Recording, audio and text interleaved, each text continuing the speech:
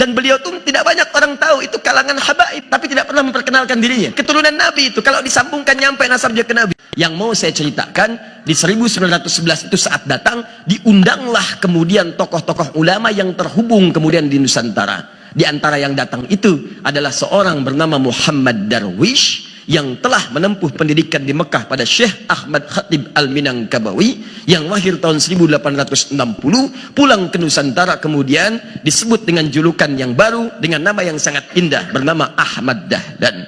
Kiai Haji Ahmad Dahlan datang ke pertemuan itu, diskusi, dan beliau tuh tidak banyak orang tahu, itu kalangan habaib. Kiai Haji Ahmad Dahlan itu habib, tapi tidak pernah memperkenalkan dirinya. Ya habib, keturunan Nabi itu, kalau disambungkan nyampe nasabnya ke Nabi. Antum mau cek, kita cek Kiai Haji Ahmad Dahlan bin Kiai Haji Abu Bakar bin Kiai Ilyas bin Kiai Sulaiman bin Demang Jurang Juru Kapindo bin Demang Jurang Juru Sapisan bin Kiai Gerbak bin Maulana Ishaq.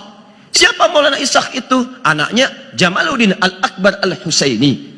Ya, siapa Jamaluddin Al-Akbar Al-Husaini? Tokoh besar, ulama besar, punya dua anak. Satu Maulana Ishaq, yang kedua namanya Syarif Abdullah. Syarif Abdullah menetapnya di Mesir. Saat beliau berhaji bertemu dengan Syarifah Mudaim. Siapa Syarifah Mudaim itu? Nama aslinya Rara Santang, lahir tahun 1426. Punya kakak namanya Abdullah Iman, nama aslinya Walang Sungsang, lahir tahun 1423. Adik bungsunya Raja Sengara, lahir tahun 1427. Siapa tiga orang ini? Anak dari Prabu Siliwangi, dikenal dengan Pamanah Rasa, disingkat jadi Menah Rasa. Punya kerajaan Pajajaran membentang dari Banten sampai ke perbatasan Jawa. Saat inspeksi daerah Karawang, menemukan seorang perempuan sedang baca Quran. Itu muridnya Syekh Hasanuddin. Syekh Hasanuddin alumni dari Mekah, dikenal dengan Ummul Qura, maka dikenal dengan Syekh Qura. Pulang ke Karawang mendirikan pesantren, sampai sekarang dikenal dengan pesantren Syekh Qura. Punya murid, di antara muridnya yang paling bagus, seorang perempuan namanya Nyai Subang Larang. Terpikat, dinikahi, bahkan masuk Islam. Kemudian melahirkan tiga orang anak. Syarifah Mudaim dengan Abdullah Iman menunaikan ibadah haji, bertemu dengan Syarif Abdullah, menikah di situ. Kemudian kakaknya Abdullah Iman pulang menghadap kepada bapaknya, diberi daerah kemudian untuk berdakwah di Lemah Wungkuk. Di Lemah Wungkuk itu menyatu tiga etnis. Satu etnis lokal Nusantara, dua Arab, ketiga Cina. Perkumpulannya pada satu dalam bahasa lokal disebut dengan caruban. Kesukaan mereka juga bikin udang terasi dari udang rebon namanya. Ya, kemudian dikeringkan airnya. Air disebut dalam bahasa lokal dengan cai. Cai rebon, cai rebon, cai rebon. Kemudian menyatu menjadi Cirebon. Daerahnya Cirebon. Carubannya bertahan di wilayah Lasem. Jadi kalau dari Cirebon itu mau ke Lasem, Anda teruskan jalur Pantura sampai nanti masuk ke arah Semarang. Semarang lurus, mau ke arah lurus, depannya ada flyover, kirinya tandanya Masjid Syekh Ahmad Jumadil Kubra. Warnanya hijau, kubahnya warna emas. Depannya ada 3 gerai ATM, CMB Niaga, Mandiri, kemudian BNI. Lurus, sebelah kanan doriahnya jembatan flyover, belok kiri. Lurus terus tembus ke Demak, Demak tembus Kudus, Kudus tembus Pati, Pati tembus Rembang. Dari Rembang 10 menit lurus sebelum Masjid Agung, sebelah kiri ada wilayah namanya Caruban, Pantai Caruban. Lurus sedikit sekitar 50-100 meter, sebelah kanannya Karangturi, pusat orang Cina pertama datang ke Nusantara. Lurus sedikit terus lagi Masjid Agung sebelah kanannya. Sebelum ke situ sebelah kirinya berpapasan jauh itu pesantren terkenal yang diantara pendiri Nahdlatul Ulama itu ada di situ. Sekarang cucunya namanya Kiai Haji Abdul Qayyum, dikenal dengan Gus Qayyum. Lurus dikit sekitar 30 kiloan lah ke arah situ, nggak nyampe sebetulnya, mungkin 15-20 kilo itu sampai nanti ke tapaknya Pesujudan Sunang Bonang. Naik ke atas dikit sampai ketemu juru kunci namanya Pak Abdul Wahid. Dijelaskan ini sebetulnya bukan kuburan yang sering orang datang ke situ, kuburannya yang ada di sini, cuman tidak dipublikasikan supaya tidak banyak dikultuskan dan lain sebagainya. Itu ada, kalau Anda telusuri ketemu di situ. Nah, kemudian Syarifah Mudaim ini menikah dengan Syarif Abdullah, melahirkan seorang anak namanya Syarif Hidayatullah.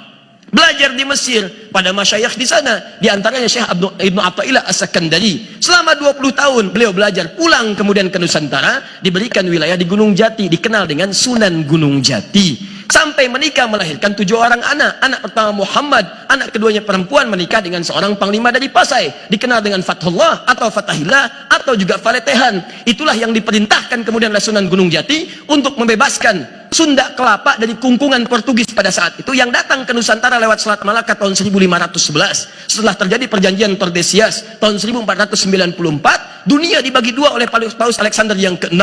Ya, barat diserahkan pada Spanyol, timur diserahkan pada Portugis. Datang ke Nusantara lewat Selat Malaka tahun 1511, menguasai menguasai bagian Sunda Kelapa, diutus oleh Sunan Gunung Jati, bebaskan Sunda Kelapa. Maka bermohon kepada Allah, mereka sholat, mereka wudhu, mereka berjihad. Jihad itu membela keutamaan negara pada saat itu, membela keutamaan bangsa masyarakat dengan atas niat karena Allah Subhanahu wa taala. Maka berangkat, ditaklukkanlah Portugis pada saat itu. Saat ditaklukkan, mereka bersyukur kepada Allah. Mereka tahu ini bukan cuma ikhtiar, karena kalau senjata lawan senjata nggak mungkin, sana lebih canggih, lebih hebat. Ini senjata sederhana. Wa ma ramaita idh ramaita walakinnallaha rama.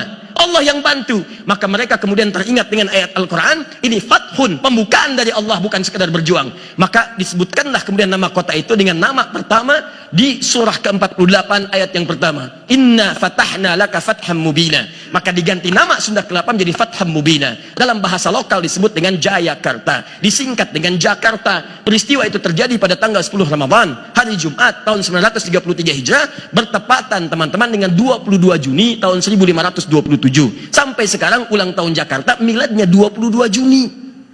Sampai sekarang. Apa hubungan dengan Kiai Ahmad Dahlan? Itu saudara Syarif Abdullah itu saudaranya Maulana Ishaq. Maulana Ishaq tadi dari Jamaluddin Al-Akbar Al-Husaini, keturunan dari Ali Zainal Al-Kabir. Zainal Al-Kabir keturunan dari Ali Zainal Abidin, keturunan dari Al-Husain radhiyallahu taala anhu, adiknya Al-Hasan radhiyallahu taala anhu. Dua-duanya anaknya Sayyidina Ali bin Abi Thalib radhiyallahu taala anhu, suaminya Fatimah Az-Zahra radhiyallahu taala anha, binti Muhammadin Rasulullah sallallahu alaihi wasallam. Bin Abdullah, bin Abdul Muttalib, bin Hashim, bin Abdul Manaf, bin Qusay, bin Murrah, bin Kilab, bin Ka'ab, bin Ghalib, bin Fihir, bin Malik, bin Nadar, bin Kinana, bin Khuzaibah, bin Mudrika, bin Ilyas, bin Nizar, bin Mudar, bin Ma'ad, bin Adnan, bin Addi, bin Adri, bin Muqawwam, bin Nahur, bin Tarikh, bin Ya'rub, bin Yasjub, bin Nabit, bin Ismail alaihissalam, bin Ibrahim alaihissalam, bin Azar atau bin Nahur, bin Abir, bin Kinan, bin Arfahshad, bin Sam, bin Nuh alaihissalam, bin Mihlail, Matushala, bin Kinan, bin Anwas, bin Tis, bin Adam alaihissalam. Oke, Haji Ahmad Dahlan itu nasabnya nyampe ke Nabi Adam. Ayo ulangi, mana ketua PDM? Makanya setelah pertemuan itu pulang, setahun kemudian mendirikan Muhammadiyah dengan nama datuknya, tapi diberikan ya nisbah dengan tak menunjuk pada sifat. Di Muhammadiyah itu bukan sekedar nama. Muhammad disebutkan 4 kali dalam Al-Quran. Quran surah ketiga ayat 144, Quran surah ke-33 ayat ke-40, Quran surah ke-47 ayat yang kedua dengan namanya, dan Quran surah ke-48 ayat 29.